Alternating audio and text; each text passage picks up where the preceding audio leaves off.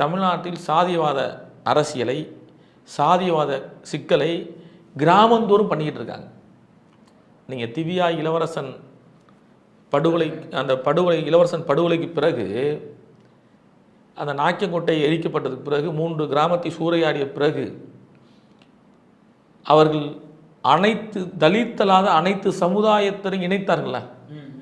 தலித் அல்லாத ஒரு கூட்டமைப்பு உருவாக்கி, தலித் அல்லாத அனைத்து சமுதாயத்தையும் ஒரு கூட்டமைப்பை உருவாக்கி ஒரு அரசியலை பண்ணார் தமிழ்நாடு முழுக்க. மாவட்டந்தோறும் தலித் அல்லாத ஒரு கூட்டமைப்பு கூட்டம் போட்டுட்டு இருந்தார். அப்போ அவர் பண்ண அரசியல் எவ்வளோ பெரிய வெறுப்பை உண்டாக்குச்சு. விடுதலை சிறுத்தைகள் மீது அபாண்டமான ஒரு பழிய போகிறார். நாடக காதல் பண்ணுறாங்க அப்படின்னு பண்ணுறா சொல்கிறார்.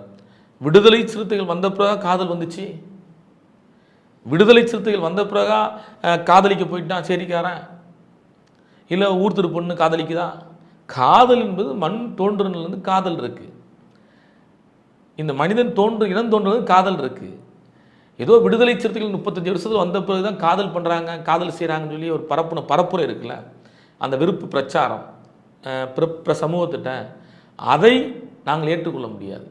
எங்களை அபாண்டமான பழி சொல்லி, எங்களை அபாண்டமாக இந்த பொது அரசியல் மைய நீரோட்டத்திலிருந்து எங்களை காலி பண்ண முயற்சி எடுத்தார். இன்றைக்கி அவர் தான் காலியாக இருக்கார்.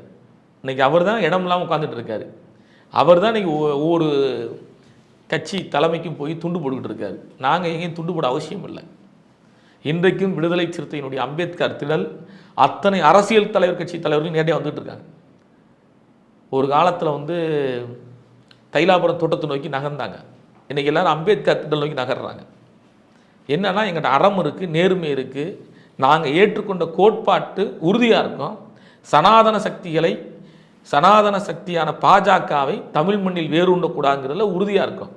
நாங்களும் பாஜக கூட்டணி வச்சு மந்திரி சபையில் இல்லை, பாமக இருந்துச்சுல, மந்திரி சபையில் இருந்துச்சுல, பாமக கூட்டணியில் இருந்தாங்க, எல்லா வச்சும் அனுபவிச்சாங்கல்ல. இன்றைக்கி மட்டும் பாஜக கூட்டணி இல்லைங்கிறாங்க.